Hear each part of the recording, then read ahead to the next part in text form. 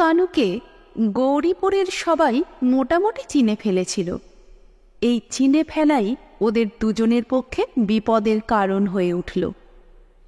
একদিন বিষাদ মাখা গলায় কানু ভানুকে বলল, বুঝলি ভানু, গৌরীপুরে আর থাকা চলে না, সবাই আমাদের মতলব বুঝে ফেলেছে। ভানু চোরকাটা গাছের সরু ডাঁটিটা দাঁতে চেপে ধরে চিন্তিত মুখে বলল, বড্ড ভাবনায় পড়েছি, কি করা যায় তাই তো ভেবে পাচ্ছি না। তোর মাথায় কোনো বুদ্ধি আসছে? কানু একটু বেপরোয়া গলায় জবাব দিল, বুদ্ধি তো একটাই, সেটা হচ্ছে গৌরীপুর ছেড়ে পালানো। ভানু আর কানু বসেছিল বিলকান্দার জলার ধারে। এই জায়গাটা বেশ নির্জন। দিন দুপুরে লোকজন আসা যাওয়া করলেও সন্ধ্যের পর কেউ আসে না। গৌরীপুরের মানুষরা তো বটেই, এমনকি এই গ্রামের গরু ছাগলও বুঝি বিশ্বাস করে বিলকান্দার ধারে ভূত পেতনিরা কিলবিল করে। সন্ধ্যার পর অনেকেই নাকি তেনাদের দেখেছেন। সেই জন্যই সবাই এই জায়গাটা এড়িয়ে চলে। আর ঠিক সেই কারণেই ভানু আর কানুর এই জায়গাটা বিশেষ পছন্দ। বিলকান্দার ধারে খান কয়েক শেওড়া গাছ আর দুটো তাল গাছ, ওই সব গাছে গাছেই নাকি ভূতেদের সংসার। সংসারে একাত্র ঝগড়া তো হয়েই থাকে, অতএব ভূতেদের সংসারেও হতো। তেনাদের নাকি সুরের ঝগড়াও কেউ কেউ নাকি শুনেছেন। ভানু আর কানু দুজনেই সবচেয়ে বড় শেওড়া গাছটার নিচে বসেছিল। এবার গাছের গায়ে হেলান দিয়ে ভানু পা দুটো সামনের দিকে ছড়িয়ে দিতে দিতে বলল, পালাবো বলেই তো আর পালানো যায় না, পালিয়ে যাব কোথায়? নতুন জায়গায় গিয়ে নতুন করে কাজকর্ম শুরু করতে অনেক দিন লেগে যাবে, ততদিন খাবো কি? কানুও ভানুর মতো পা দুটো সামনের দিকে মেলে দিতে দিতে বলল, তাহলে আর ভেবে লাভ কি, যেমন চলছিল তেমনই চলুক। ভানুর গলায় এবার খুব স্পষ্ট হয়ে উঠল। শরীরটা সোজা করে বলল, তেমন আর চলবে না বলেই তো এত ভাবনা। গায়ের ছেলে বলে এখন গালমন্দ আর লাথি ঘুষি জুটছে, এরপর গায়ের ছেলে বলে আর ক্ষমা দেবে না, সোজা থানায় দিয়ে আসবে। কানু সঙ্গে সঙ্গে বলে উঠল, সেই জন্যই তো বলছি, এবারে গায়ের মায়া কাটিয়ে বেরিয়ে পড়। ভানু কোনো কথা বলল না। দুজনে পাশাপাশি বসে ভাবতে লাগল। ওরা দুজনে যতক্ষণ ভাবছে ভাবুক, সেই অবসরে ওদের দুজনের পরিচয়টা একটু গুছিয়ে বলা যাক। গৌরীপুরের মণ্ডলপাড়ায় ভানু আর কানুর বাস।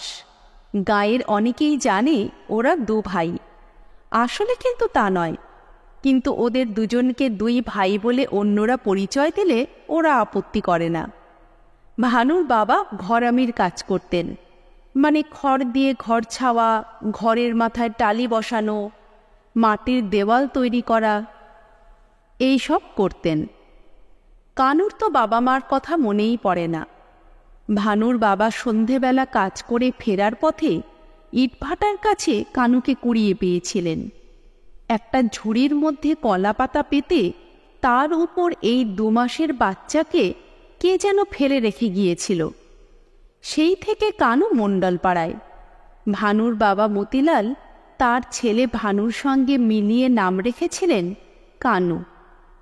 ছেলেবেলায় দুজনেই স্কুলে যেত, ক্লাস 7 পর্যন্ত পড়াশোনাও করেছিল, কিন্তু তারপর আর স্কুলে যাওয়া হয়নি। ভানুর বাবা মা কলেরায় মারা গেলেন একই সপ্তাহে, একজন সোমবার, অন্যজন শুক্রবার। দুজনেই তখন কিশোর, মাথার উপর কেউ নেই, উপদেশ দেওয়ার লোক আছে, খেতে দেওয়ার কেউ নেই। মণ্ডলপাড়ার মাতব্বররা বললেন, দেখো বাবা, প্রাণে বাঁচলে তবে লেখাপড়া, খালি পেটে বিদ্যে অর্জন হয় না। আর তাছাড়া তোদের বংশে কেই বা কবে লেখাপড়া করেছে, তার চেয়ে কাজে লেগে যা। কাজে লেগে যা বললেই তো আর কাজ জোটে না, তার জন্য বিস্তর ধরাধরি করতে হয়। পঞ্চায়েতে অনেক রকম বাবু, এ বলে এক কথা, ও বলে অন্য কথা। ঘোরাঘুরি সার, কাজ আর হয় না। এরকম সময়ে একদিন গজেন পাল ওদের দুজনকে লোক দিয়ে ডেকে পাঠালেন। ওরা তো হাত জোর করে গিয়ে দাঁড়ালো গজেন পালের কাছে। পালমশাই বেশ পয়সাওয়ালা লোক, তিনি কৃপা করলে ভানুকানুর ভাগ্য বদলে যাবে এমন একটা ধারণা নিয়েই ওরা দুজন গিয়ে দাঁড়ালো। গজেনবাবু ওদের দুজনের দিকে একবার দেখে নিয়েই প্রশ্ন করলেন, হ্যাঁ রে, তোরা তো কাজ খুঁজছিস, তা আমার কাছে কাজ করবি? দুজনেই বলল, হ্যাঁ করব, কি করতে হবে? গজেনপাল বললেন, তোরা রাত্রে বিলকান্দার বিলটা পাহারা দিবি, দিনে আরাম করে ঘুমোবেই, রাত্রে কাজ করবি। শহরে বড় বড় লোকেরা রাত্রে কাজ করে, তাকে বলে নাইট ডিউটি। পালমশাইয়ের কথা শুনে দুজনে শিউরে উঠল। এ যে বড় কঠিন কর্ম, অত বড় বিল, তার উপর ওখানে ভূতেদের রাজ্যে আমাদের দুজনের তো ঘাড় মটকে দেবে। গজেনপাল দুজনকে ছোট্ট একটা ধমক দিয়ে বললেন, তোরা শুধু বিলের দক্ষিণ দিকটায় থাকবি, অন্যদিকে পাহারার দরকার নেই। বিলের মাছ যারা চুরি করে তারা দক্ষিণ দিক থেকেই নামে, অন্য দিক থেকে নামবার উপায় নেই। ভানু বলল, কিন্তু ভূতের রাজত্ব তো দক্ষিণ দিকেই। গজেনপাল একটু হেসে বললেন, সব মিছে কথা। দক্ষিণের জমিগুলো জলের দরে কেনবার জন্যই আমি ভূতের গপ্প চাউর করেছি। জমি তো পেয়েছি, কিন্তু রোজ রাতে যদি 10-20 কিলো করে মাছ চুরি হয়ে যায় তাহলে কি ব্যবসা টেকে? তাই আমাকে মাছ চুরি বন্ধ করার জন্য পাহারা বসাতে হবে। কানু একটু শঙ্কিত হয়ে বলল, একা একজন লোক তো মাছ চুরি করতে আসে না, যদি 3-4 জন আসে তাহলে আমরা দুজনে কি তাদের সঙ্গে পেরে উঠব? গজেনপাল মুগ্ধ দৃষ্টিতে কানুর দিকে তাকিয়ে বললেন, কানু, তোমার হবে, তোমার বুদ্ধি আছে। শোনো, তোমাদের লাঠি হাতে পাহারা দিতে হবে না। বিলকান্দার বিলের কাছেই গুপি থাকে, গুপি গড়াই। তোমরা সন্ধ্যার পর চুপি চুপি গুপির কাছে যাবে, ও তোমাদের ভূত সাজিয়ে দেবে। ভূত হয়ে দুটো গাছে বসে থাকবে, গন্ডগোল দেখলেই নাকি গলায় বলবে, কে রে, কে জানার ধারে? তারপর ঠিক ঠিক করে হাসবে। ভানু বলল, তাতে যদি ভয় না পায়? গজেনপাল বললেন, পাওয়া উচিত। না পেলে তোমাদের যে দুটো বাঁশি দেওয়া হবে সেই দুটোতে ফুঁ দেবে। তবে ফুঁ দিলেই বাঁশি থেকে যেমন শব্দ বেরোয় তেমন শব্দ বেরোবে না। কানু প্রশ্ন করল, তবে কেমন শব্দ বেরোবে? গজেনপাল বললেন, বেদখুটে শব্দ, ওই ধরো শকুনের কান্নার মতো। তাতে ওরাও ভয় পাবে, গুপিও গাদা বন্দুক নিয়ে বেরিয়ে আসতে পারবে। কানু বলল, গুপিবাবু গাদা বন্দুক নিয়ে তো আমাদের সঙ্গেই থাকতে পারেন, তাতে লোকবলও বাড়ে, আমরাও একটু সাহস পাই। গজেনপাল বললেন, তাই যদি হতো তাহলে তোমাদের ডেকেছি কেন? গুপিও সারা রাত আমারই কাজ করে, কাজ ফেলে রাতভর পাহারা দেবে কেমন করে? আগে যে দুটো ছেলে আমার হয়ে এই কাজটা করত তারা তো কলকাতায় যাত্রা দলে চাকরি পেয়ে চলে গেল। ওরা যাওয়ার পর আবার চুরি বেড়ে গেছে। ব্যাপারটা বুঝতে পারলে তো? মাছ চোর দেখলেই প্রথমে নাকি সুরে কথা বলবে, তারপরও যদি দেখো ওরা চুরি করেই চলেছে তাহলে বাঁশি বাজাবে, তাতে শকুনের কান্না হবে। বুঝেছ তো? কানু একবার ভানুর দিকে তাকিয়ে নিয়ে বলল, এখনো পুরোটা বুঝিনি। শকুনের কান্না তো কখনো শোনা হয়নি। ওরা কেমন করে কাঁদে, আমার আপনার মতো? গজেনপাল বললেন, ওসব ভাববার দরকার নেই, গুপি তোমাদের সব বুঝিয়ে দেবে। এবার বলো, কাজটা তোমরা করবে কিনা? কানু আর ভানু দুজনের দিকে তাকালো। ভানু বলল, নতুন কাজে জয়েন করছি তো স্যার, জীবনের প্রথম চাকরি, একটু ভেবে দেখি, ভেবে এসে কাল আপনাকে বলবো। ভানু কথা শেষ করার পর কানু বলল, স্যার মাইনে কত? গজেন পাল প্রশ্ন করলেন, কত আশা করো? কানু বলল, আশার কথা বলবেন না স্যার, আশার কি আর শেষ আছে? তবে লাগাতার নাইট ডিউটি, একটু বিবেচনা করে বলুন। গজেন পাল ছোট্ট একটা কৌটো থেকে এলাচ দানা বার করে মুখে দিলেন। দাঁত দিয়ে কুটুস কুটুস করে সেই এলাচ দানা ভেঙে নিয়ে বললেন, আগে যারা ছিল তারা 100 করে পেত, তোমাদের না হয় 110 দেব। ভানু বেতনের হিসেবটা পরিষ্কার করে নেয়ার জন্য বলল, মানে দুজনে 110 করে, মাসে 220, তাই তো? গজেন পাল ঘাড়ে নেড়ে সম্মতি জানালেন। কানু বলল, আমরা কাল এসে কথা বলবো। গজেন পাল এবার গম্ভীর গলায় বললেন, তোমরা এই কাজটা করো বা না করো সেটা তোমাদের ইচ্ছে, কিন্তু ভূতের ব্যাপারটা কাউকে বলতে পারবে না। যদি তোমাদের মুখ থেকে কথাটা ফাঁস হয় তাহলে তোমাদের কপালে অশেষ দুঃখ। ভানু এবং কানু দুজনেই জানে বড় মানুষদের চটাতে নেই, তেনারা চটলে দুঃখ তো পেতেই হবে। তাই ওরা দুজনেই বলল, আমরা যে কথা একবার শুনি সেটা শোনার পর গিলে ফেলি, ও আর বার হয় না। দুজনে ফিরে এসে ভাবল, শেষ পর্যন্ত ভূত সাজার চাকরি, বেতন না হয় কিছু পাওয়া যাবে, কিন্তু ভূত সেজে কতকাল পাহারা দেবে?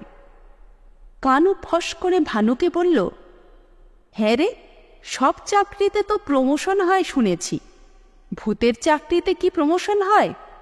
যদি হয় সেটাই বা কেমন? ভানু উত্তর দিল, ভূত থেকে ব্রহ্মদত্তি, এর বেশি আর কি হবে? তবে আমার কি মনে হচ্ছে জানিস? কানু জিজ্ঞেস করল, কি? বেকার বসে না থেকে মাসখানেক কাজটা করে দেখি, যদি পোষায় তাহলে কাজটা করে যাব, আর যদি না পোষায় করব না। দুজনে অনেক ভেবে টেপে গজেন পালের হয়ে ভূত সাজার চাকরিটা নিয়েই ফেলল।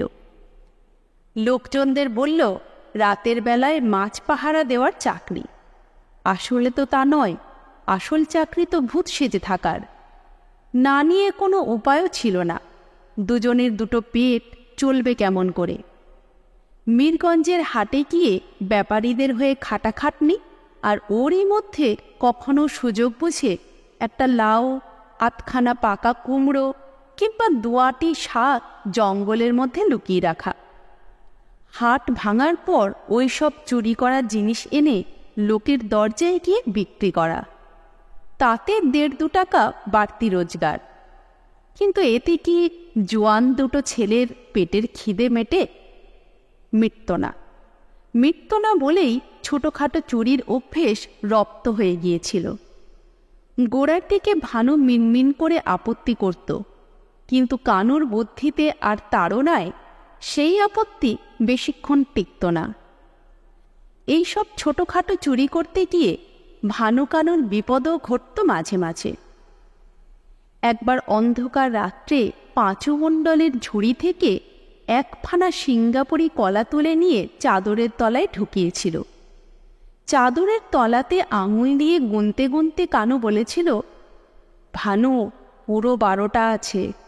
বাজারে এখন এই কলা 1.5 টাকা করে যাচ্ছে, মোট 18 টাকার জিনিস, একেবারে আসল সিঙ্গাপুরি।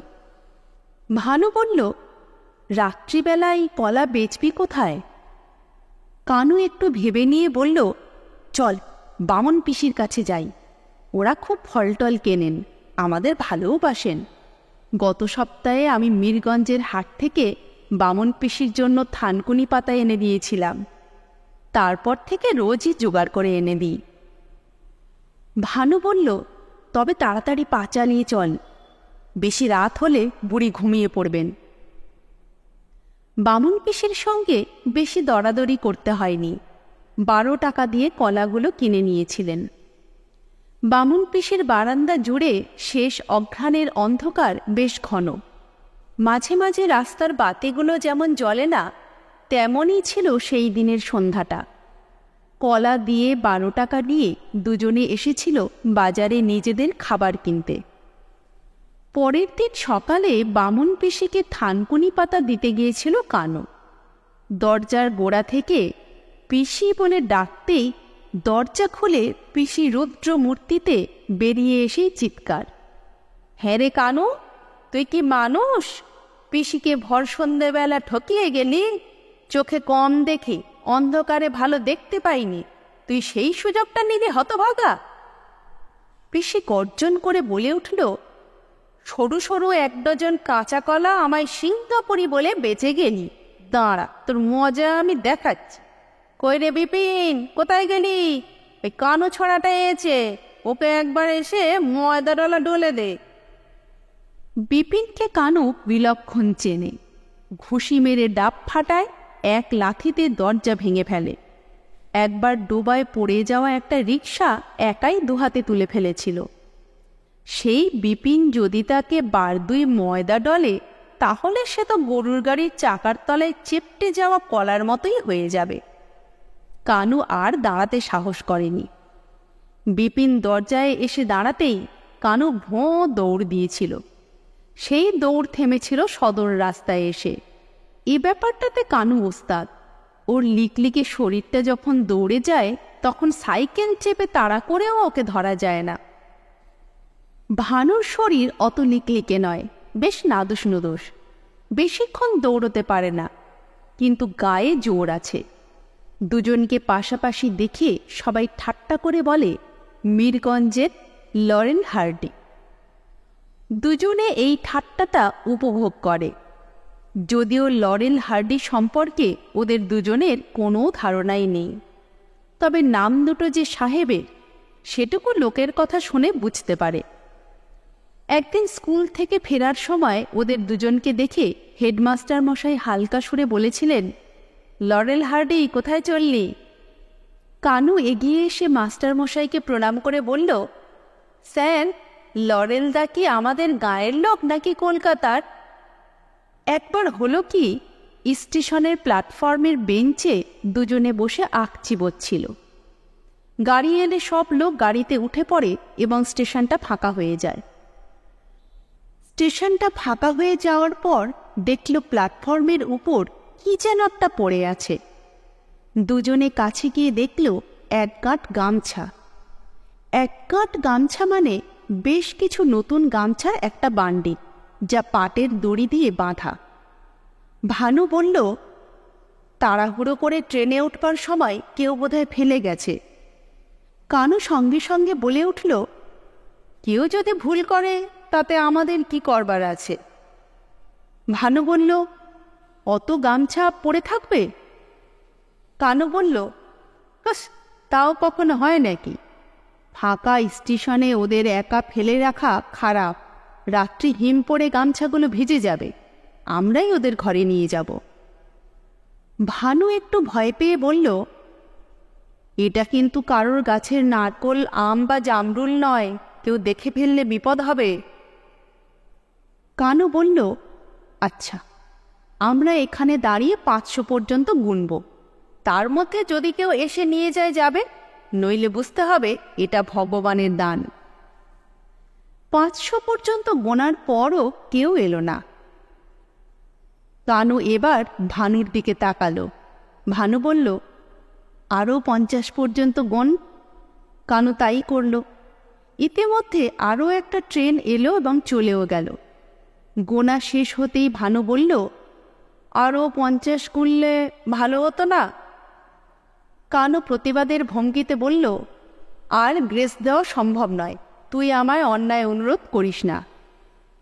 অগত্যা গামছার গাঁট কাঁধে নিয়ে দুজনে বাড়িতে এসে গুনে দেখল মোট 50খানা গামছা আছে। ভানু বলল, এত গামছা দিয়ে আমরা কি করব রে?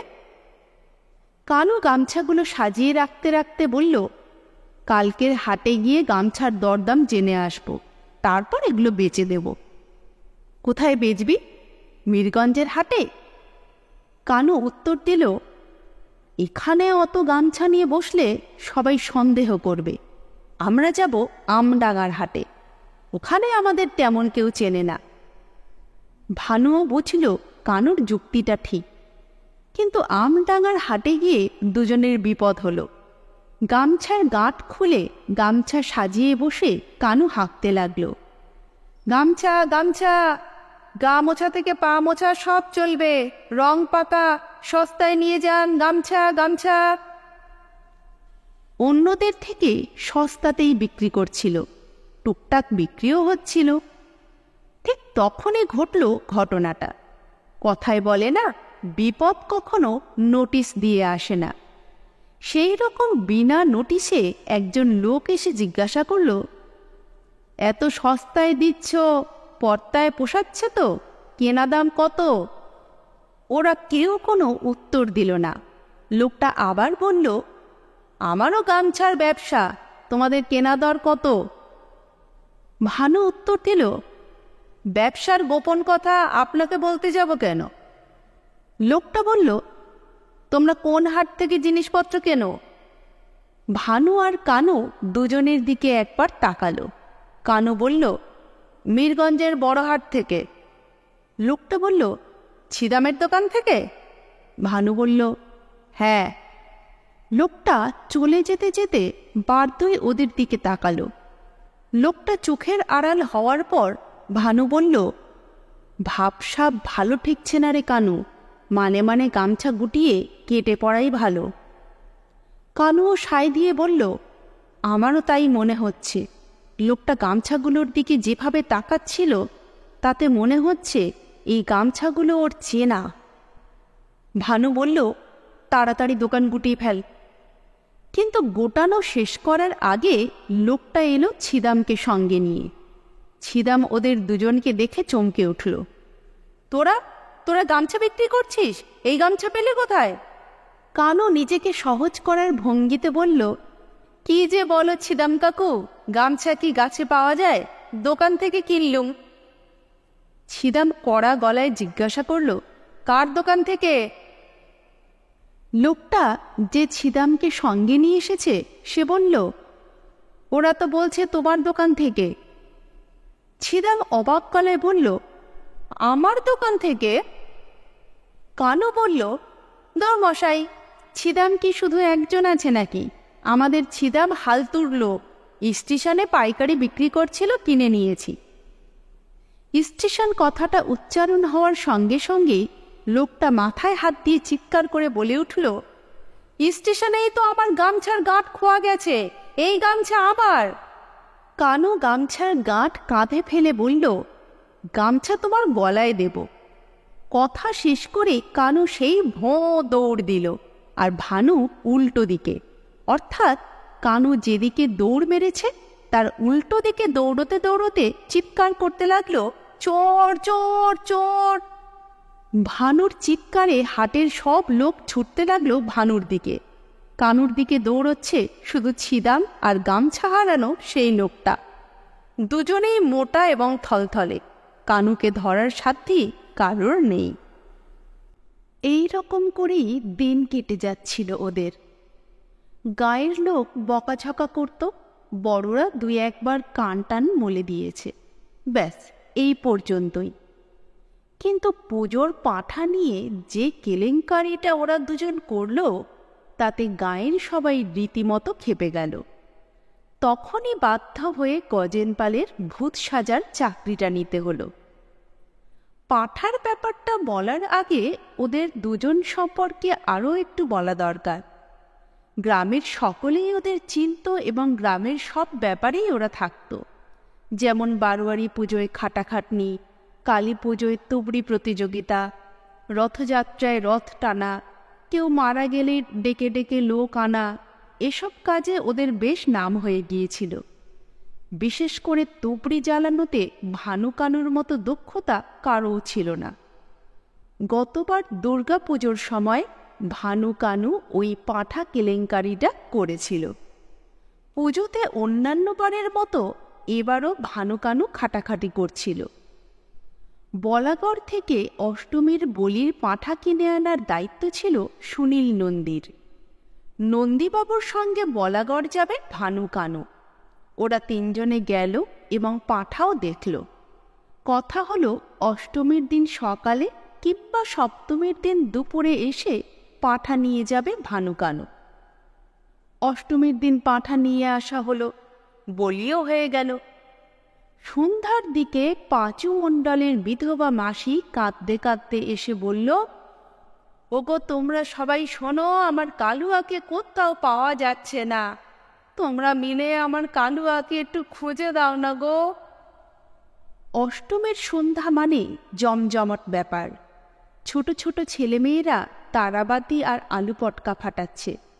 পাড়ার বয়স্ক লোকরা চকচকে ধুতি আর গিলে করা আদ্যির পাঞ্জাবি পরে সুভদ্রা ডেকোরেটরের ভাড়া করা চেয়ারে বসে গল্প করছে। বয়স্ক জনাতিনিক মহিলা সন্ধি পুজোর আয়োজনে ব্যস্ত। পুজো প্যান্ডেলের ভেতরে এবং বাইরে ছড়িয়ে ছিটিয়ে আরও নানা বয়সী লোকজন। তাহেরপুর থেকে আনা একজোড়া ঢাকি, তারা সবেমাত্র ঢাকে কাঠি দিয়েছে। আজই একটু পরেই আরতি প্রতিযোগিতা শুরু হবে। এই প্রতিযোগিতায় অন্যান্য বছরের মতো ভানু কানুও নাম দিয়েছে। ওরা নাকি এবার নৃত্য প্রদর্শন করবে। পাড়ার সকলেরই আগ্রহ ওদের নৃত্যের প্রতি। দিব্যে জমে উঠেছে অষ্টমীর সন্ধ্যা। ঠিক তখনই মাসির এই আর্তনাদ ঢাকের বাদ্যি ছাপিয়ে সবার কানে গেল। বয়স্ক মানুষরা হতচকিত হয়ে উঠে দাঁড়ালেন। মাসি ডুকরে ডুকরে বলে যাচ্ছেন, এই পুজো গন্ডার দিনে আমার কালুয়াটা কোথায় গেল গো, আমায় ছেড়ে কোথায় গেল? চেয়ার ছেড়ে সবাই উঠে দাঁড়িয়েছিলেন। রাজীব মুখুজ্জে, যিনি একদা এই গাঁয়েই থাকতেন, কিন্তু বছর 5 হলো কলকাতায় চলে গেছেন নতুন বাড়ি কিনে। গাঁয়ের বাড়িতে দাদারা থাকেন। পুজোর 4টে দিন গৌরীপুরেই থেকে যান। সেই রাজীববাবুও বললেন, এ কি, গৌরীপুরেও ছেলে ধরার উৎপাত শুরু হয়ে গেছে নাকি? গুরুদাস চাটুর্যে ব্যবসাদার লোক, হাতের জ্বলন্ত সিগারেট ফেলে দিয়ে 2 পা এগিয়ে এসে বললেন, ও মাসি, কালুয়া কে, তোমার ছেলে না নাতি? দ্বিগুণ শব্দে কেঁদে উঠে মাসি বলল, ও আমার কে নয় তাই বলো, ছেলে বলো ছেলে, নাতি বলো নাতি, ও যে আমার সর্বক্ষণের সাথী। মাসিকে ঘিরে বৃত্তাকার ভিড়। এত কাণ্ডের মধ্যে ঢাকের বাদকরা বাজনা বন্ধ করে দিয়েছে। রাজীববাবু বললেন, আচ্ছা, ইমিডিয়েট পুলিশকে ইনফর্ম করা দরকার, সেই সঙ্গে একটা ডায়েরিও করা জরুরি। গুরুদাসবাবু বললেন, আমি যদিও হপ্তায় হপ্তায় গৌরীপুরে আসি, কিন্তু মাসির কোনো ছেলে পেলে ছিল বলে তো শুনিনি। গৌরীপুর সদর ব্যাংকের শিবেনবাবু বলে উঠলেন, গুরুদাস, তুমি জানবে কেমন করে? গায়ের কোনো খোঁজ রাখো? তোমার তো শুধু মোহনবাগান আর কলকাতায় নিজের ব্যবসা। হপ্তায় হপ্তায় আসো বটে, কিন্তু সময়টা তো কাটে তাস খেলে। ইতিমধ্যে সাইকেল চেপে সুনীল নন্দীমশাই এলেন। সব শুনে বললেন, এ তো বড় সাংঘাতিক ব্যাপার, গৌরীপুরে ছেলে ধরা, তা পাঁচু কোথায়? মাসি সেই ডুকরে ডুকরে কেঁদে উঠল, তার কি আর মাথা ঠিক আছে বাবা, সে তো কালুয়া কালুয়া বলে পাড়াময় ঘুরে বেড়াচ্ছে। রাজীববাবু বললেন, তবে আর দেরি করা ঠিক হবে না, এখনই থানায় খবর দিন। গুরুদাসবাবু, আপনার বাড়িতে ফোন আছে তো? গুরুদাসবাবু বললেন, পঞ্চমের দুপুর পর্যন্ত ছিল, তারপরেই ডেট। রাজীববাবু বললেন, তাহলে জ্যান্ত ফোন কার বাড়িতে আছে? শিবেনবাবু বললেন, এখন পর্যন্ত আমার ফোনটা জ্যান্ত, আমি নিজে যাচ্ছি ফোন করতে। শিবেনবাবু ফোন করতে চলে যাওয়ার পর আরও দুজন চলে গেল ফোন করতে। রাজীববাবু বিরক্ত হয়ে বললেন, এত লোকের ফোন করার দরকার কি, একটা ফোনই তো যথেষ্ট। সুনীল নন্দী প্রবলভাবে মাথা নেড়ে বললেন, নো নো নো রাজীবদা, পরপর ফোন গেলে থানার উপর একটা চাপ সৃষ্টি হবে। ওসি স্বয়ং আসবে, আপনি দেখুন জিপ গাড়ি করে ওসি এলেন বলে। সবাই মনে মনে দারোগাবাবুর জন্য অপেক্ষা করতে লাগলো। শোকাতুরা মাসিকে শান্ত করার জন্য ততক্ষণে চেয়ারে বসিয়ে পুজোর মিষ্টি, লুচি আর হালুয়া খাওয়ানো হচ্ছে। মাসি আসার পর সমস্ত ব্যাপারটা যেমন হঠাৎ করে থেমে গিয়েছিল, সেই ব্যাপারগুলো আবার শুরু হলো। অর্থাৎ আবার ঢাক বাজতে লাগলো, ছেলেদের পটকা ফাটানো আর তারাবাতি জ্বালানোর ব্যাপারটাও শুরু হয়ে গেল। পুজো প্যান্ডেলে খানিক আগের সেই দৃশ্যগুলো আবার ফিরে এলো। জনা কয়েক ছেলে এসে বলল, আপনারা উঠে বসুন, চেয়ারগুলো গোল করে সাজাই, এবার আরতি প্রতিযোগিতা শুরু হবে। মাঝখানে আরতির জন্য অনেকটা জায়গা ছাড়তে হবে। ছেলেরা চেয়ার সাজাতে গিয়ে বিরক্ত কণ্ঠে সুনীল নন্দীকে ডেকে বলল, সুনীলদা দেখুন আপনার ডেকোরেটরের কাণ্ড, এবারেও ভাঙা ভাঙা চেয়ার দিয়েছে। ডেকোরেটরের মালিকের নাম মলয়। পাকা বাঁশের মতো পাকানো চেহারা, মাথার চুল অধিকাংশই পাকা, কিন্তু পাকা চুলগুলোর রং ঠিক সাদা নয়, রংটা গোলাপ খয়েরের মতো। এমন বিচিত্র রং কেমন করে হলো কে জানে। সুনীল নন্দী রাগের গলায় বললেন, ও মলয়কে নিয়ে তো ওর পারা গেল না, ওর দোকানে লোক পাঠা। ছেলেদের মধ্যে একজন বলল, ষষ্ঠীর সকাল থেকে দোকান বন্ধ, বাড়িতেও নেই, মা দুর্গার ভাসান না হওয়া অবধি মলয়দার দেখা মিলবে না। সুনীলবাবু বললেন, আমি যে খানকয়ে গার্ডেন চেয়ার দিতে বলেছিলাম সেগুলোও দেয়নি। ছেলেরা উত্তর করল, কবেই বা দেয়, দুটো জলের ড্রামের একটা ফুটো, ওপরের চটগুলোর অবস্থা দেখেছেন, বৃষ্টি হলে কি হবে? সুনীলবাবু বললেন, এখন আর কি হবে, মানে মানে পুজোটা শেষ হোক, তারপর দেখা যাবে, তোরা একটু বেছে বেছে চেয়ারগুলো সাজিয়ে দে। সুনীল নন্দী চলে যাবার পর ছেলেরা বলল, এই অত বাছাবাছির দরকার নেই, যা হাতের কাছে পাবি তাই সাজিয়ে দে। আরতি প্রতিযোগিতার প্রস্তুতি পর্ব ততক্ষণে প্রায় সমাধা। মাইকে ঘন ঘন ঘোষণা চলছে, গৌরীপুরের সবাইকে সাদর আমন্ত্রণ, আমাদের পূজা প্রাঙ্গণে এখনই শুরু হতে চলেছে বিরাট আরতি প্রতিযোগিতা। প্রথমেই ভানুকানুর দৈত্য নৃত্য। সাদর, বিরাট আর আরতি শব্দটা বারবার টেনে টেনে বলা হচ্ছিল। এরকমই বোধহয় হয়। ভানুকানুর নাচ গৌরীপুরে বেশ জনপ্রিয়। গত বছর ওদের দুজনের শুম্ভ নিশুম্ভ নৃত্য দেখে অনেকেই ছুঁড়ে ছুঁড়ে সিকি, আধুলি এবং টাকা দিয়েছিলেন। প্রাইজ হিসেবে দুটো স্টিলের জলের জগও পেয়েছিল। ওরা অবশ্য দশমীর দিন সকালেই জগ দুটো বেচে দিয়েছিল শ্রীগুরু ভাণ্ডারে। হাতে পয়সা নিয়ে পকেটে পুড়তে পুড়তে কানু বলেছিল, এর চেয়ে 5 কিলো চাল দিলে আমাদের ভালো হতো। আরতি দেখার জন্য মোটামুটি ভিড় জমে গেল। প্রথমে 2-1 চেয়ারে বসতে গিয়ে বুঝলেন বসাটা খুব নিরাপদ নয়। বিচারকদের 3টে চেয়ার অনেক বেছে টেছে দেওয়া হলো। বাকিগুলোতে কেউ কেউ বসলেন, কেউ কেউ না বসে দাঁড়িয়ে রইলেন। ততক্ষণে ফোন টোন করে সবাই ফিরে এসেছেন। রাজীববাবু দেখলেন অত্যন্ত বিরক্ত মুখে গুরুদাসবাবু নিজের বাড়ির দিকে যাচ্ছেন। রাজীববাবু তাকে ডেকে দাঁড় করালেন, বললেন, চললেন কোথায়? এখনই তো আরতি প্রতিযোগিতা শুরু হবে। গুরুদাসবাবু বললেন, আরে মশাই, আমার বাড়িতে এতক্ষণে প্রলয় নৃত্য শুরু হয়ে গেছে। রাজীববাবু বললেন, কেন, কি হয়েছে? গুরুদাসবাবু বললেন, আমার স্ত্রী এসেছিলেন আরতি দেখতে। রাজীববাবু বললেন, বাহ, সে তো বেশ উত্তম কথা। গুরুদাসবাবু মাথা ঝাঁকিয়ে বললেন, ব্যাপারটা একেবারেই উত্তম হয়নি। ওই বেটা মলয়ের চেয়ারে বসতে গিয়ে মলি, মানে আমার ওয়াইফ, চেয়ার সমেত মাটিতে। মলি মাটিতে, মলয়ের চেয়ার তার উপরে। 2200 টাকার ঢাকাই জামদানিতে শুধু কাদাই লাগেনি, ছিঁড়েও গেছে।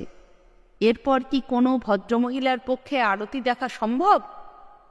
রাজীববাবু সহানুভূতির গলায় বললেন, আপনি কি মলি দেবীকে ফিরিয়ে আনতে যাচ্ছেন?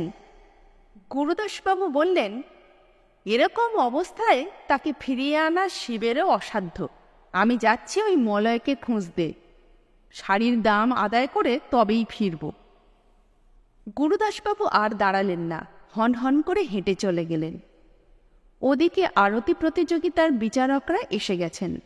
হাতের সামনে একটা লম্বা বেঞ্চি, তার উপর জলের গ্লাস, কাগজপত্র আর একটি ঘণ্টা। ওই ঘণ্টা বাজালে আরতি শুরু এবং আবার বাজালে আরতি শেষ। সুনীল নন্দী প্রথমে বাঁশি এনেছিলেন, কিন্তু প্রধান বিচারক নরহরি চক্রবর্তী সেটা বাতিল করে দিয়ে বলেছিলেন, মুখে আর দাঁত নেই, খোকলা দাঁতে বাঁশি যদি টাইমলি অ্যান্ড প্রপারলি না বাজে তাহলে তো বিপদ। তুমি বরং ঘণ্টা আনো, ওটা হাতে করে নাড়ালেই বেজে উঠবে। ফুটবল বা ক্রিকেট খেলায় যেমন ধারা বিবরণী দেওয়া হয়, এবছর আরতি প্রতিযোগিতাতেও মাইকে তেমন ধারা বিবরণীর ব্যবস্থা হয়েছে। গৌরীপুর স্পোর্টিং ক্লাবের কোচ কড়াইদা ধারা বিবরণী দিচ্ছেন মাইকে। কড়াইদাকে এই দায়িত্ব দেওয়াতে কেউ কেউ অখুশি। কেন যে তারা অখুশি সেটা একটু পরে আপনারাও টের পাবেন। এবার কড়াইদা তার ধারা বিবরণী শুরু করলেন। নমস্কার নমস্কার, গৌরীপুর সর্বজনীন দুর্গাপুজো কমিটির তরফ থেকে সবাইকে শারদীয় অভিনন্দন। এবার আমাদের পূজা 40 বছরে পদার্পণ করল, সেজন্য এক্সট্রা অভিনন্দন। আজকের আরতি প্রতিযোগিতার আয়োজন সম্পূর্ণ হয়ে গেছে। প্রথমে দৈত্য নৃত্য করবেন ভানু অ্যান্ড কানু। ভানু কানু সম্পূর্ণ তৈরি। আমরা দেখতে পাচ্ছি দুজনে পায়ে মোটা মোটা ঘুঙুর পড়েছে। কানুর হাতে একটা বোতল, মনে হচ্ছে ফিল্ডে নামবার আগে জল খেয়ে নেবেন, কিন্তু না, আশ্চর্য, বোতল থেকে কানু মাটিতে গোল বৃত্তের মতো করে কী সব ঢালছেন। কী ঢালছেন সেটা পরে জানাচ্ছি। মনে হচ্ছে ওরা অভিনব কিছু একটা করতে চলেছেন। ভানু শেষ মুহূর্তে দুজন ঢাকির সঙ্গে সলা পরামর্শ করে নিচ্ছেন। ধারা বিবরণীতে কড়াইদা যা যা বলছিলেন, ভানু কানু কিন্তু সত্যি সত্যি তাই করছিল। প্রধান বিচারক নরহরিবাবু পাশের বিচারককে বললেন, বুঝলেন দিগম্বর বাবু, এই কড়াই ছোড়াটার উচ্চারণে বড্ড দোষ, ওকে কেন মাইকে বলতে দিল? মাইক যখন একবার হাতে পেয়ে গেছেন তখন তো সহজে ছাড়বার পাত্র কড়াইদা নন, তাকে ছাড়াবেই বা কে? পুজোর চাঁদা তোলায় কড়াইদা তো 1 নম্বর, অতএব কমিটির লোকরা তাকে চটাবেন না। কড়াইদা বলতে লাগলেন, আপনাদের প্রথমে জানিয়ে দিই, ভানু কানু যে নৃত্যটি এখন দেখাবেন তার নাম হচ্ছে অগ্নি নৃত্য। অগ্নির মধ্যে দুজনে সাবলীলভাবে নৃত্য করে যাবেন। ছোটরা শান্ত হয়ে বসে থাকবে, অগ্নি ছেলেখেলা নয়। ঢাকের বাদ্যি শুরু হয়ে গেছে, রেফারি বাঁশি পাপ করবেন, বাঁশি নয় ঘণ্টা বেজে গেছে। ভানু দেশলাই কাঠি দিয়ে আগুন জ্বালিয়ে দিয়েছেন, গোল হয়ে আগুন জ্বলছে। ওই বোতলে জল ছিল না, ছিল পেট্রোল। ভারী চমৎকার আগুন জ্বলছে, এমন আগুন আমি আগে কখনো দেখিনি, ভারী চমৎকার। শুরু হয়ে গেল, নৃত্য শুরু হয়ে গেল। দুখানা ঢাক যদি বাজতে থাকে তাহলে মাইকের ধারা বিবরণী কতটুকুনি বা শোনা যায়।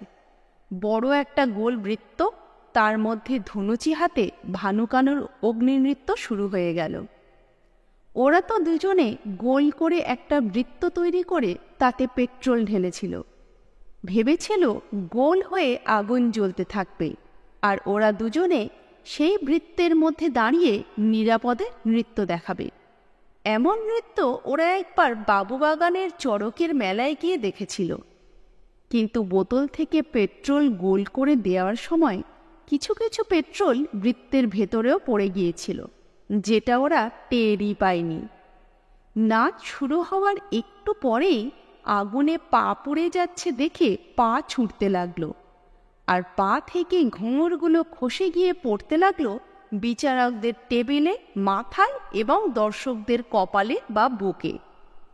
প্রধান বিচারক নরহরিবাবুর টাকে ঘুঙুর পড়তেই উনি তো 2 হাতে মাথা ধরে চেঁচিয়ে উঠলেন, ওরে বাপ রে, মরে গেছি রে, কেউ ঘন্টা বাজিয়ে ওদের স্টপ করে দিন। কিন্তু কে আর ঘন্টা বাজায়, সবাই পালাতে পারলে বাঁচে। এরই মধ্যে আর এক অঘটন। সবাই যখন পালাতে ব্যস্ত, তখন কোনো ছেলে দুষ্টুমি করে খান কয়েক চকলেট বোম আর কালি পটকা ওই আগুনে ফেলে দিতেই সেগুলো ভয়ঙ্কর শব্দে ফাটতে শুরু করল। সে এক বিশ্রী এবং ভয়াবহ কাণ্ড। গৌরীপুর পুজোর 40 বছরের ইতিহাসে এমন কাণ্ড এর আগে কখনো ঘটেনি। পুজো প্যান্ডেলের সামনে যখন এই সব চলছে, তখনই ঢং ঢং করে ঘণ্টা বাজিয়ে দমকলের একটা গাড়ি এসে দাঁড়ালো। রাজীববাবু বিস্ময়ের দৃষ্টিতে দমকলের গাড়িটার দিকে দেখতে দেখতে বললেন, দমকল? দমকল কেন? কে খবর দিল? রাজীববাবুর প্রশ্নের উত্তর দেওয়ার মতো কেউ ছিলেন না, কেননা তখনই দারোগাবাবুর জিপ গাড়িটা এসে দাঁড়ালো। রাজীববাবু এবার শিবেনবাবুর দিকে তাকিয়ে বললেন, দমকল এলো কেন? শিবেনবাবু বললেন, তা তো বুঝতে পারছি না, আমি তো থানায় ফোন করেছিলাম। থানা আর দমকলের কি একই নম্বর? সুনীল নন্দে বললেন, ওই ভুলটা মনে হয় আমারই হয়ে গেছে। তাড়াহুড়োতে থানায় ফোন না করে ফায়ার ব্রিগেডে ফোন করে বলে দিয়েছি এখনই গৌরীপুর পুজো প্যান্ডেলে চলে আসুন। শিবেনবাবু বললেন, তা আপনার ভুলটা কেন হলো? সুনীল নন্দী বললেন, কেন হবে না? এক্সচেঞ্জের নাম্বার তো একই। থানার শেষের নাম্বার হলো 2662 আর ফায়ার ব্রিগেড হলো 2626। ওই 2 আর 6-এর গন্ডগোল হয়ে গেছে। অষ্টমীর পূজা তখন মাথায় উঠেছে। একদিকে দারোগা সাহেব, অন্যদিকে ফায়ার ব্রিগেড। কাকে সামলাবে? আগুন জেলে অগ্নিনৃত্য হচ্ছিল দেখে ফায়ার সার্ভিসের লোক খুব বকাবকি করে লুচি আর হালুয়া খেয়ে চলে গেলেন। দারোগা সাহেব মাসিকে জেরা করতে শুরু করলেন। দারোগা বললেন, তা আপনার কালুয়ার বয়স কত? মাসি বলল, কত শত মনে নেই বাছা, মীরগঞ্জের হাট থেকে বড় শখ করে এইটুকুন কিনেছিলুম। দারোগা সাহেব সিগারেট টানতে গিয়ে বিষম খেলেন। চোখ কপালে তুলে বললেন, মীরগঞ্জের হাটে এখন মানুষও বিক্রি হয় নাকি? এ ব্যাপারটা তো এখনই এসপি সাহেবকে জানানো দরকার। রাজীববাবু উদ্বিগ্ন হয়ে বললেন, সে কি, মীরগঞ্জের হাটে মানুষ বিক্রি? দারোগাবাবু, আপনি এখনই ব্যবস্থা নিন। দারোগাবাবু বললেন, আজই ব্যবস্থা নিতে হবে। এই ব্যবস্থা নেওয়া নেই নিয়ে যখন কথা চলছে, তখন পাঁচু মণ্ডল হাজির হলো বলাগড়ের কাশেম ভাইকে নিয়ে। এই কাশেম ভাইয়ের কাছ থেকেই পাঁঠা কেনা হয় প্রতিবার। পাঁচু মণ্ডল বলল, শুনুন, কালুয়া আমাদের সন্তানের মতো, কিন্তু কালুয়া মানুষ নয়। কৃষ্ণবর্ণের অতি চমৎকার একটি পাঁঠা। ভানুকানু সেই পাঁঠা মাঠ থেকে দড়ি খুলে নিয়ে এসেছে, বলি দিয়েছে। আর কাশেম ভাই পাঁঠা নিয়ে অপেক্ষা করতে করতে এদিকে আসছিল। আমার সঙ্গে দেখা হতে সব জানা গেল। এই রকম একটা ঘটনার পর সবাই ভানুকানুর উপর ক্ষেপে গেল। দারোগা সাহেব বললেন, আপনারা যদি বলেন তাহলে পাঁঠা চুরির দায়ে ওই ভানুকানুকে আমি এখনই অ্যারেস্ট করতে পারি। নরহরিবাবুকে তখন ফার্স্ট এড দেওয়া হচ্ছিল। সেই দিকে দারোগা সাহেব তাকাতেই নরহরিবাবু জোরে কোঁকিয়ে উঠে বললেন, মিস্টার দারোগাবাবু, আমি একজন রিটায়ার্ড সরকারি অফিসার।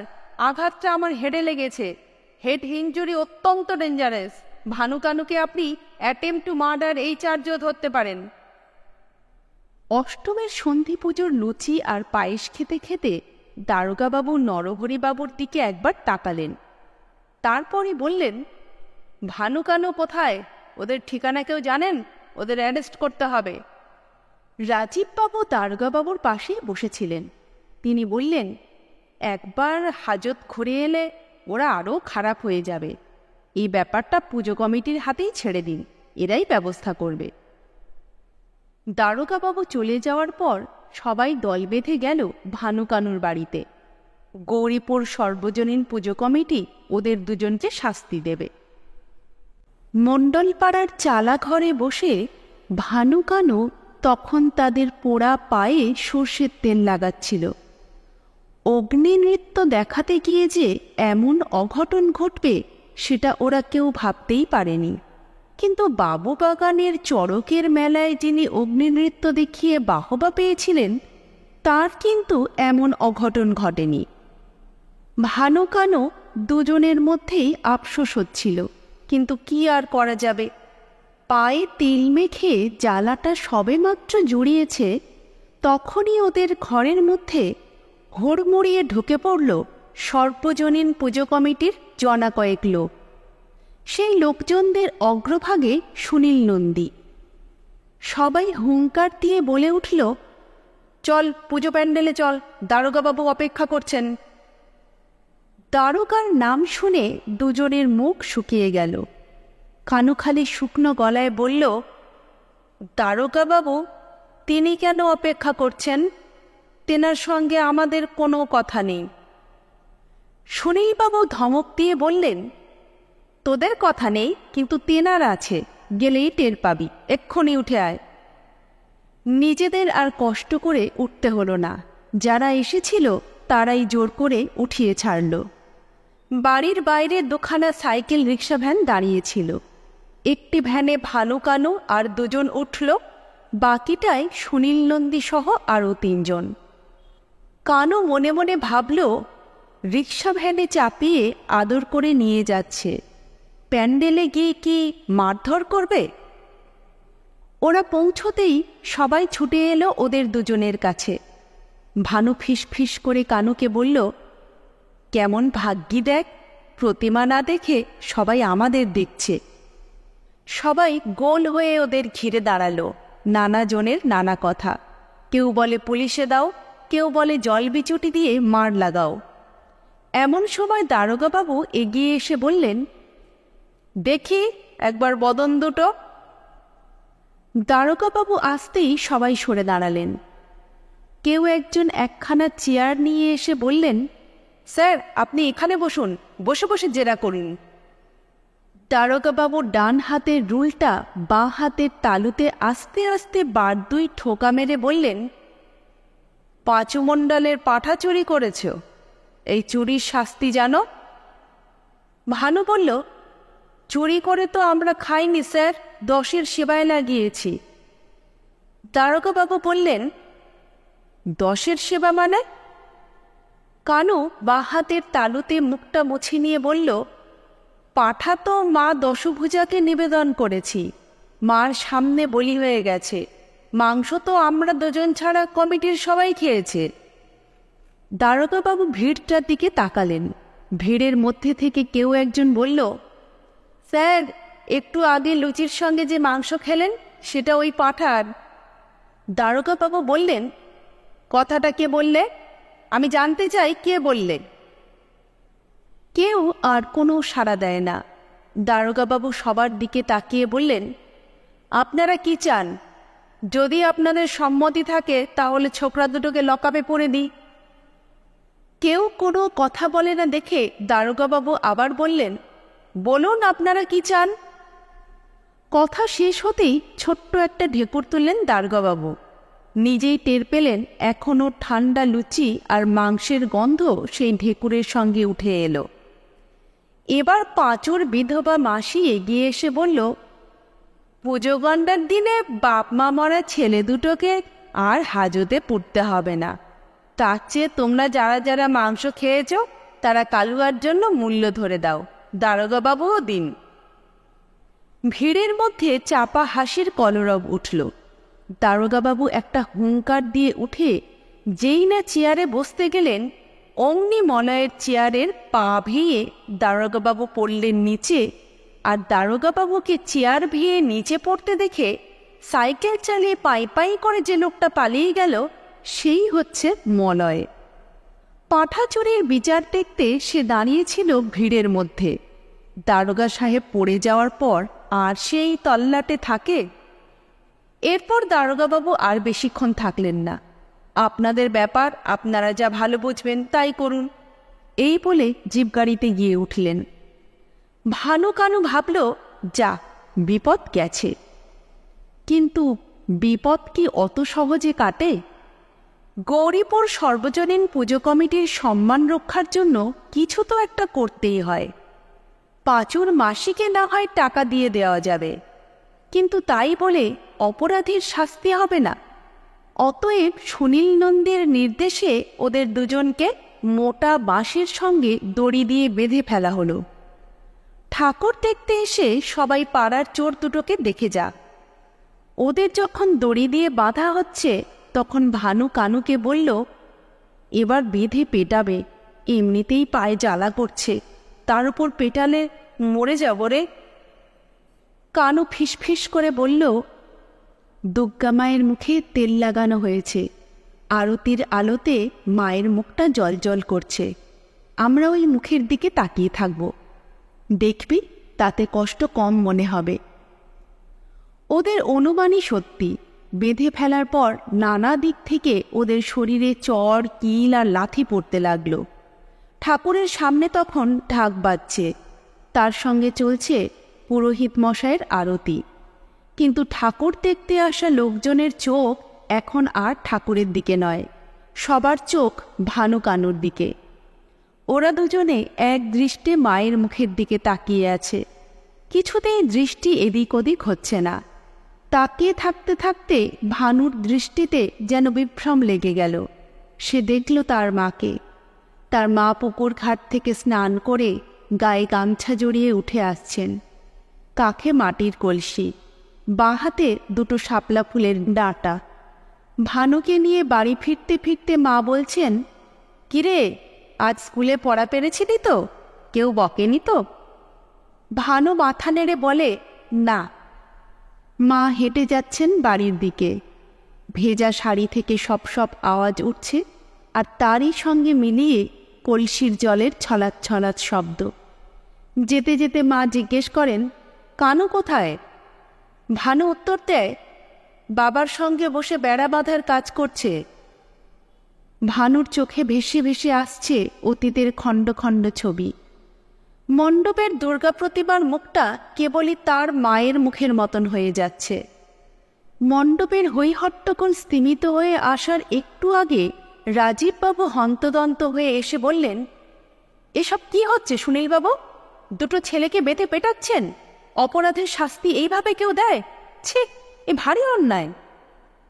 গুরুদাসবাবু নিজে ওদের হাতের বাঁধন খুলে দিতে দিতে বললেন, তোরা আমার সঙ্গে আয়, কে তোদের আটকায় দেখব। ঠিক এই সময় নিজে গাড়ি চালিয়ে গজেনপাল সস্ত্রীক পুজো মণ্ডপে এলেন।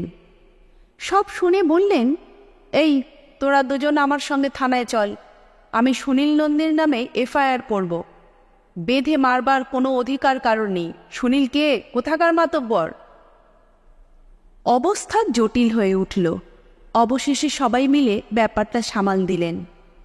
ভানু কানু আর দাঁড়াতে পারছিল না, খোঁড়াতে খোঁড়াতে বাড়ির দিকে হাঁটতে লাগল। আমি বোধহয় হেঁটে বাড়ি পর্যন্ত যেতে পারবো না রে, পায়ের গাঁটে খুব যন্ত্রণা হচ্ছে। কানু থেমে পড়ল, একটা লাইট পোস্ট জড়িয়ে ধরে দাঁড়ালো। ভানু বুঝতে পারছে তার মতো কানুরও খুব কষ্ট হচ্ছে, কিন্তু কষ্টের কথা কানু কখনো মুখ ফুটে বলে না, এটাই ওর চিরকালের স্বভাব। কানু বলল, তোকে বলেছিলাম না দুর্গা মায়ের মুখের দিকে তাকিয়ে থাকতে? ভানু বলল, তাই তো ছিলাম, কিন্তু তাকিয়ে থাকতে থাকতে আমার কি হলো জানিস? কানু বলল, কি? আমার নিজের মায়ের মুখটা ভেসে উঠল, সেই সব পুরনো কথা মনে পড়ে যেতে লাগলো। কানু লাইট পোস্টে ছেড়ে দিয়ে সোজা হয়ে দাঁড়ালো, বাঁ হাতে চোখটা মুছে নিতে নিতে বলল, নিজের মাকে তো কখনো চোখেই দেখিনি। জ্ঞান হওয়ার পর থেকে যাকে মা বলে জেনে এসেছি, সেই মায়ের মুখ চোখ বুঝলেই দেখতে পাই, ঠিক দুর্গা মায়ের মতো। মায়েদের মুখগুলো সব একই রকম, কখনো বদলায় না। কিছুটা আসার পর ভানু বলল, আর পাচ্ছি না, আজকে রাতটা ওই বটতলার চাতালেই শুয়ে থাকি, চল, শরীরে আর শক্তি নেই। কানু বলল, চল তাই করি, এতটা পথ আর হাঁটতে পারবো না। দুজনে খানিকটা হেঁটে এসে তিন মাথার মোড়ে বটতলায় এলো। নিচে সিমেন্ট দিয়ে বাঁধানো লাল রঙের চাতাল। সকালে আর বিকেলে বয়স্ক লোকরা এখানে বসে গল্পগুজব করে। ওরা এসে বটতলার চাতালে বসল। শরীরে অবসাদ আর যন্ত্রণা। দুজনে বসে থাকতে থাকতে একসময় শুয়ে পড়ল। কানু দেখল ঝকঝকে আকাশ, খণ্ড খণ্ড সাদা মেঘ। অষ্টমীর চাঁদ বড় হয় না, তবু আজ যেন বেশ উজ্জ্বল। শিরশির করে হাওয়া বইছে, সে হাওয়ায় শীতের হালকা আভাস। দূর দূর থেকে হাওয়ায় ভাসিয়ে আনছে ঢাকের আওয়াজ, মাইকে গানের কলি। কানু আস্তে করে ডাকল, ভানু ঘুমলি? ভানু উত্তর দেয়, হ্যাঁ। কানুর ঘুম আসছিল না। পোড়া জায়গাটাতে কে যেন মেরেছে, যন্ত্রণাটা বাড়ছে। কানু উঠে বসল, কিন্তু উঠে বসেও শান্তি নেই। আবার শুতে যাওয়ার আগে শব্দ শুনে বাঁদিকে তাকালো, একটা ম্যাটাডোর আসছে। একটু কাছে আসতে বোঝা গেল ম্যাটাডোর ভর্তি লোক চলেছে কলকাতায় সারা রাত্রির পুজো দেখবে বলে। যেতে যেতে চলন্ত ম্যাটাডোর থেকে একটা জ্বলন্ত পটকা ফেলে গেল ওদের কাছে। ওটা বিকট শব্দে ফেটে যাবার পরই ভানু উঠে বসল। গৌরীপুর ছেড়ে চলে যাওয়ার কথাটা তখনই দুজনের মাথায় এলো।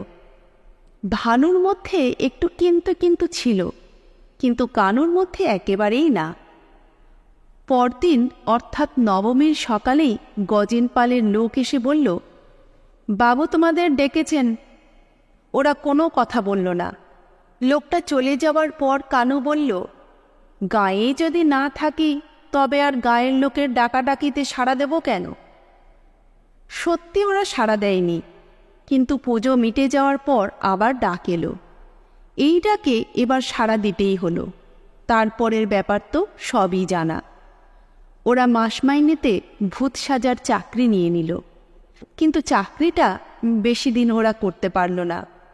কেন পারল না সেই কথাটা বলার আগে গুপির কথাটা একটু বলে নেওয়া দরকার। এই হলো সেই গুপি যে বিলকান্দার জলার ধারে বাড়িতে থাকে। ভূতের বাঁশির শব্দ পেলে গাদা বন্দুক নিয়ে বাড়ি থেকে বেরিয়ে আসে। গুপির কথা একটুখানি না বললে ভানু কানুর চাকরি ছাড়ার ব্যাপারটা বোঝা যাবে না। লিসেন চ্যানেলে আপনারা শুনছেন দুলেন্দ্র ভৌমিকের লেখা ভানু কানু। আজ শুনলেন প্রথম পর্ব।